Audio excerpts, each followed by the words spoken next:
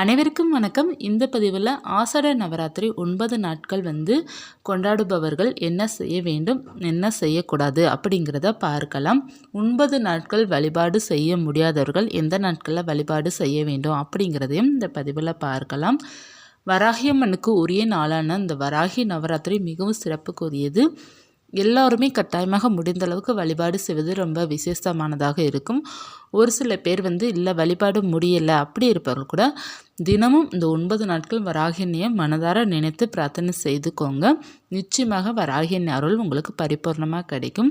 இந்த வராகி நவராத்திரி அதாவது ஆஷாட நவராத்திரி என்னைக்கு வருகின்றது அப்படின்னா ஜூலை மாதம் நமக்கு வரும் 6/7/2024 அந்த தேதியில் தான் நமக்கு ஆரம்பிக்குது. ஜூலை 6ஆம் தேதி முடிகிறது பார்த்திங்கன்னா 15ஆம் தேதி, ஜூலை 15ஆம் தேதி நமக்கு முடியுது. இதற்கான பதிவும் நான் கொடுத்துருக்குறேன், எப்படி வழிபாடு செய்யணும் அப்படிங்கிறத. அதே வேண்டுமானாலும் நீங்கள் பார்க்கலாம்.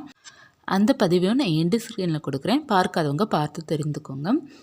இந்த நாளின்று 9 நாளும் பார்த்திங்கன்னா கலசம் வைத்து வழிபாடு செய்யலாம் அல்லது படம் வைத்து வழிபாடு செய்யலாம். கலசமும் படமும் இல்லாதவர்கள் பார்த்திங்க அப்படின்னா வைக்க முடியல, கலசம் வைக்க முடியல, படமும் இல்லை, சிலை இல்லை அப்படி இருப்பவர்கள் விளக்கு மட்டும் ஏற்றி வைத்து நீங்கள் வராகினி 9 நாட்கள் வழிபாடு செய்யலாம். ஒரே ஒரு விளக்கு மட்டும், ஒரு அகண்ட விளக்கு மாதிரி ஒரு அகல் விளக்கு வாங்கிக்கோங்க. கொஞ்சம் பெரியதாக வாங்கிட்டு அந்த ஒரு விளக்கு வைத்து நீங்கள் வராகினாக நினைத்து நீங்கள் வழிபாடு செஞ்சாலே போதும். நமக்கு படம் சிலை இல்லை அப்படின்னா நீங்கள் ஒன்றும் கவலைப்பட தேவையில்லை. யாரெல்லாம் வழிபாடு செய்யும் நினைக்கிறீங்களோ அவங்களாம் இதை ஃபாலோ பண்ணிக்கோங்க. கலசம் வைக்கணும் அப்படின்னா ரொம்ப நல்லது. ஆனால் கலசம் வைக்கணும் அப்படின்னா நீங்கள் ஒரு சில வழிமுறைகள் நிச்சயமாக ஃபாலோ செய்யணும். ஏன்னா கலசங்கிறது அம்பாளை நம்ம வீட்டில் உட்கார வச்சிரும். 9 நாட்களும் நம்ம வீட்டில் அம்பாள் நிரந்தரமாக இருப்பாங்க. அந்த 9 நாட்கள் நம்ம கடைபிடிக்க வேண்டியது என்னென்ன அப்படிங்கிறத பார்க்கலாம். ஆஷாட நவராத்திரி பூஜை யாரெல்லாம் கொண்டாடுறீங்களோ எல்லாருமே கடைபிடிக்க வேண்டியது.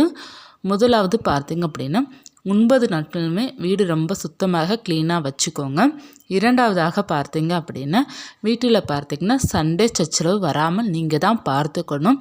யார் பூஜை பண்ணுறீங்களோ இது அவங்களுடைய பொறுப்பு தான்.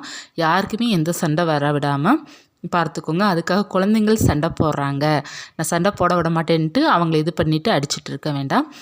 குழந்தையும் தெய்வமும் ஒன்று தான், அது ஒன்றும் பிரச்சனை கிடையாது. குழந்தைங்கள் சண்டை போட்டாலும் இந்த நாட்கள் சண்டை போட வேணாம் அப்படி மட்டும் சொன்னால் போதும். அவங்கள ரொம்ப இது பண்ணிக்க வேண்டாம். பெரியவங்க வீட்டில் சண்டை போடாமல் ஒரு பிரச்சனை வரவிடாமல் பார்த்துக்கொள்வது உங்களுடைய பொறுப்பு.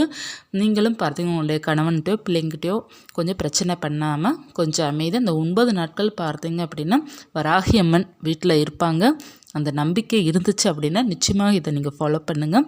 வீடு 9 நாட்களும் பார்த்தீங்கன்னா லக்ஷ்மி கடாட்சமாக நம்ம இல்லத்தை நம்ம வச்சுருக்கணும். தேவையில்லாமல் வார்த்தைகள் நம்ம இந்த 9 நாட்களை விட்டுறக்கூடாது.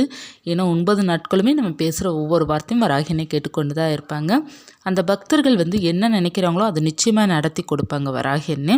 அதனால் நீங்கள் எந்த நெகட்டிவ் எண்ணம் உங்களுடைய மனசில் வரவிடாமல் நீங்கள் தான் பாதுகாப்பாக வருங்க.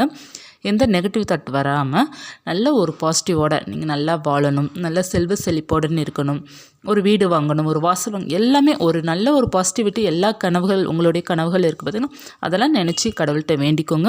நிச்சயமாக அது நடக்கும், நடக்காமல் என்றைக்குமே போகாது. அம்பாள்கிட்ட நீங்கள் கேட்டிங்க அப்படின்னா ஒவ்வொரு செயலும் நிச்சயமாக நடக்கும். நல்லா உங்களுடைய மனசை நேர்மறையாக வச்சுக்கோங்க. பாசிட்டிவிட்டி ரொம்ப முக்கியம்.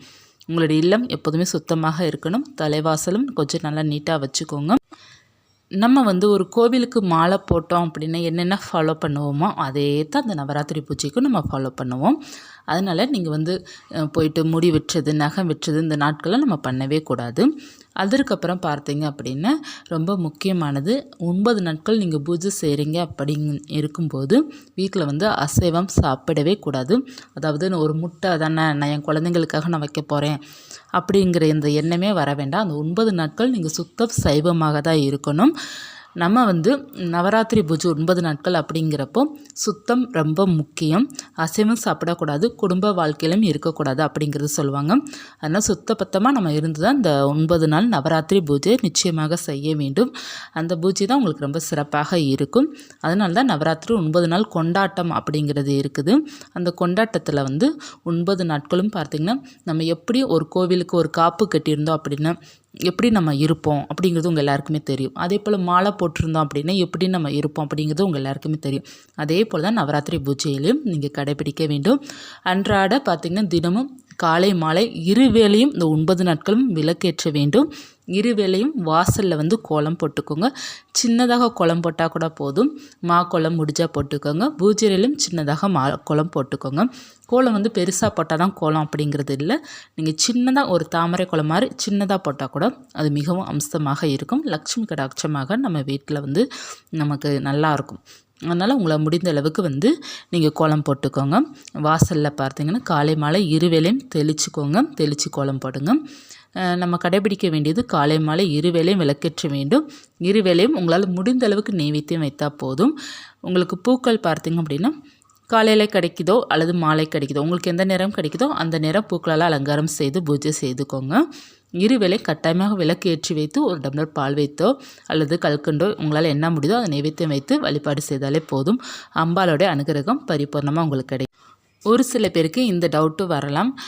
நான் வந்து வராகியம்மனுக்கு வந்து நவராத்திரி பூஜை செய்தாலும் நான் வந்து அசைவம் சாப்பிடாமல் இருந்துக்கிறேன், குடும்பத்துக்கு நான் சமைச்சு கொடுக்கட்டுமா, பிள்ளைங்களுக்கு சமைச்சு கொடுக்கட்டுமா அப்படிங்கிற கேள்வி எல்லோருக்குமே வரும். அந்த மாதிரி பண்ணக்கூடாது. 9 நாட்களும் பார்த்திங்கன்னா நீங்கள் வந்து வீட்டில் வந்து எந்த அசைவமும் நீங்கள் பிளங்கக்கூடாது. ரொம்ப சுத்தப்பத்தா ரொம்ப முக்கியம் இந்த 9 நாட்களும்.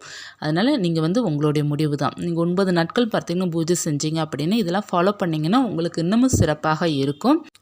ஒவ்வொரு நாளும் ஒவ்வொரு அலங்காரம் நம்ம செய்யலாம். கலசம் வைத்தாலும் சரி, படம் இருந்தாலும் சரி, சுவாமிக்கு வந்து பூக்களால் அலங்காரம் செய்யலாம். விளக்கு மட்டும்தான் வைத்து வழிபாடு செய்கிறீங்கன்னா விளக்கு சுற்றி பூக்களால் அலங்காரம் செய்துட்டு தினமும் ஒவ்வொரு நெய்வேத்தியம் பண்ணலாம். சாதம் பண்ணலாம், புளி சாதம், லெமன் சாதம், தக்காளி சாதம், இந்த மாதிரி ஒவ்வொரு நாளும் ஒவ்வொரு சாதம் கூட பண்ணலாம்.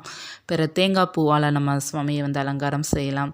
மற்றும் நம்ம காய்கறிகள் இருக்குது பார்த்திங்களா, அதை கூட நீங்கள் மாலையாக கட்டி அலங்காரம் செய்யலாம். பூக்களால் அலங்காரம் செய்யலாம், பழங்களால் அலங்காரம் செய்யலாம். உங்களால் என்னென்ன முடியுதோ அதால் அலங்காரம் செய்யலாம். இல்லை எதுவுமே முடியாது அப்படின்னா ஒரு தீபம் ஏற்றி வைத்துக்கோங்க. ஒரு செம்பருத்தி பூவாவது நீங்கள் வராகியம்மனுக்கு வைங்க. உங்கள்கிட்ட என்ன மலர்கள் இருக்கோ அந்த மலர்கள் வச்சுடுங்க. வைத்துட்டு ஒரு நெய் தீபமோ நல்லெண்ணெய் தீபமோ ஏற்றி வச்சுக்கோங்க. ஏற்றி வச்சுட்டு ஒரு டம்ளர் பாலாவது வச்சுருங்க. வைத்துட்டு சுவாமிக்கு உரிய மந்திரம் வந்து நீங்கள் காயத்ரி மந்திரமோ அல்லது நாமங்களோ நீங்கள் சொல்லலாம். யூடியூப்பை பார்த்து கூட நீங்கள் சொல்லலாம், அல்லது கூகுளில் சர்ச் பண்ணிங்கன்னா வரும், அதை பார்த்து சொல்லலாம். அப்படி இல்லைன்னா உங்களுக்கு மந்திரங்கள் தெரியுது அப்படின்னா அதை நீங்கள் சொல்லலாம். இல்லைன்னா ஓம் வராகி தாயே போற்றிங்கிற நாமத்தை மட்டும் நீங்கள் சொன்னாலே போதும். அர்ச்சனை பண்ணணும் விருப்பப்பட்டீங்க அப்படின்னா நீங்கள் குங்குமத்தால் 9 நாட்களும் அர்ச்சனை பண்ணலாம். இல்லை அப்படின்னா நீங்கள் நார்மலாக சுவாமி மட்டும் கும்பிட்டா கூட போதும். அது உங்களுடைய விருப்பம் தான். எல்லாமே பார்த்தீங்க அப்படின்னா நம்மளால் என்ன முடியுதோ அதை நீங்கள் மனசார பண்ணால் போதும். அன்னையோட அருள் வந்து பரிபூர்ணமாக கிடைக்கும். இப்போ வந்து 9 நாட்கள் உங்களால் வழிபாடு செய்ய முடியல அப்படி இருப்பவர்கள் பஞ்சமி தினத்தன்றாது நீங்கள் வழிபாடு செய்தாலே போதும். பஞ்சமி நாள் என்று வழிபாடு செய்யும்போது வராகியம்மன் அருள் வந்து பரிபூர்ணமாக நமக்கு கிடைக்கும். பக்கத்தில் ஆலயம் இருக்குது அப்படின்னா உங்களுக்கு வந்து வராகியம்மன் ஆலயம் இருக்குது. அங்கே வந்து நவராத்திரி பூஜை 9 நாட்கள் கொண்டாடும் போது நீங்களும் தினமும் போய் அன்றாட பக்கத்தில் இருக்கிறவங்க போய் கலந்துக்கிட்டு வருவது ரொம்ப சிறப்பாக இருக்கும். நம்மளுடைய வீட்டில் வழிபாடு செய்ய முடியாட்டால் கூட கோயிலில் போயிட்டு கலந்துக்கோங்க. போயிட்டு தினமும் வராகியம்மனை மனமுருகி பிரார்த்தனை செய்துட்டு வாங்க. ரொம்ப நல்லாயிருக்கும். வராகியம்மன்கிட்ட மனமுருகி பிரார்த்தனை செய்யுங்க. உங்களுடைய கோரிக்கைகளை வைங்க. உங்களுக்கு என்ன வேண்டுமோ நல்ல ஒரு நேர்மறையான எண்ணத்தோடு நீங்கள் வைங்க. நிச்சயமாக எல்லாமே நடக்கும். கலசம் வைத்து வழிபாடு செய்பவர்கள் கலசம் எப்படி வைக்க வேண்டும் அப்படின்னு நம்ம நார்மலாக லக்ஷ்மி பூஜைலாம், குபேர பூஜை இந்த மாதிரி பூஜை பண்ணும்போது, மற்ற நவராத்திரி பூஜை பண்ணும்போது நீங்கள் எப்படி கலசம் வைப்பீங்களோ அதே போல் தான் வாழை இலையோ அல்லது ஒரு தாம்பழத்தட்டிலோ பச்சரிசி பரப்பிட்டு ஒரு பித்தளை செம்பு அல்லது வெள்ளி செம்பு அல்லது நீங்கள் காப்பர் செம்பு எடுத்துக்கோங்க. எடுத்துகிட்டு அதில் பச்சரிசி பரப்பிக்கோங்க. அல்லது நம்ம வந்து தண்ணீர் கூட ஊற்றிக்கொள்ளலாம். தண்ணீர் ஊற்றிட்டு நீங்கள் கொஞ்சம் பன்னீர் விட்டுட்டு அதற்கப்புறம் பார்த்தீங்கன்னா கலசப்பொடின்னு நம்ம கடையில் கிடைக்கும், அதை நீங்கள் போடலாம். மஞ்சள், ஏலக்காய், கிராம்பு, பச்சை கற்பூரம், மஞ்சள் துண்டு ஒன்று போட்டுட்டு அதற்கப்புறம் பார்த்தீங்கன்னா வெற்றிலை பாக்கு போடணும். ஒரு எலுமிச்சை பழம் இதெல்லாம் வைத்து நீங்கள் வந்து வழிபாடு செய்யலாம். பச்சரிசியும் போடலாம் அல்லது நீங்கள் வந்து தண்ணீரும் ஊற்றலாம். சரிங்களா? உங்களால் என்ன முடியுதோ அதை நீங்கள் செய்துக்கோங்க. பிற தேங்காய், நல்ல தேங்காய் எடுத்து நல்லா மஞ்சள் தடவிட்டு சுவாமிக்கு குங்குமத்தெல்லாம் பொட்டு வைத்துட்டு அந்த தேங்காய் வந்து வராகி அம்பாலாக நீங்கள் நினைத்துக்கோங்க. நினச்சிட்டு அந்த தேங்காய் வைத்து நீங்கள் வந்து மல்லிகை பூக்களால், வாசனை பூக்களால் நல்லா அலங்காரம் செய்துக்கோங்க. உங்களால் வந்து அலங்காரம் செய்ய முடியும், ப்ளவுஸ் பிட்டெல்லாம் வச்சு அலங்காரம் செய்து நீங்கள் நகையெல்லாம் போட முடியும் அப்படின்னா அந்த மாதிரி நீங்கள் போட்டு ரெடி பண்ணி வச்சுக்கோங்க. ரெடி பண்ணி வச்சு ஒரு மணப்பலகை இருக்குது பார்த்தீங்களா, அதற்கு மேலே வச்சுடுங்க. கலசத்தை பக்கத்தில் படம் சிலை இருக்குன்னா அதையும் பக்கத்தில் வச்சு நீங்கள் வந்து வழிபாடு செய்துக்கோங்க. 9 நாட்கள் முடிஞ்சால் வந்து வெற்றிலை பாக்கு வைங்க, ரொம்ப நல்லது. வெற்றிலை பாக்கு வைத்து பூஜை செய்வது ரொம்ப சிறப்பாக இருக்கும். இல்லை அப்படின்னா கிடைக்கிற அன்னைக்கு மட்டுமாவது வைத்து வழிபாடு செய்யுங்க. ஒவ்வொரு நாளும் உங்கள் பூஜை வந்து வெற்றியாகும். நினைத்த காரியம் நினைத்தபடியே நடக்கும். நம்பிக்கையுடன் இருங்க, கட்டாயமாக நடக்கும். விளக்கு வைத்து வழிபாடு செய்வர்கள் 9 நாட்களும் காலை மாலை இருவேளை விளக்கேற்றி வைத்து நீங்கள் வராக அன்னைக்கு ஏதாவது முடிஞ்ச அளவுக்கு நிவேத்தியம் வைத்து வழிபாடு செய்யுங்க. ரொம்ப நல்ல மாற்றத்தை கொடுக்கக்கூடிய இந்த நவராத்திரியை சிறப்பாக கொண்டாடு. இந்த பதிவு உங்களுக்கு உபயோகமாக இருக்கும்னு நினைக்கிறேன். இருந்துச்சுன்னா லைக் பண்ணுங்கள். இது போன்ற ஆன்மீக தகவல், வராகின் பற்றிய தகவல், பூஜை தகவல் அனைத்தும் தெரிந்து கொள்ளணும்னு நீங்கள் நினச்சிங்க அப்படின்னா சேனலை வந்து சப்ஸ்கிரைப் பண்ணி வச்சுக்கோங்க. மீண்டும் ஒரு தகவலில் சந்திக்கிறேன். நன்றி.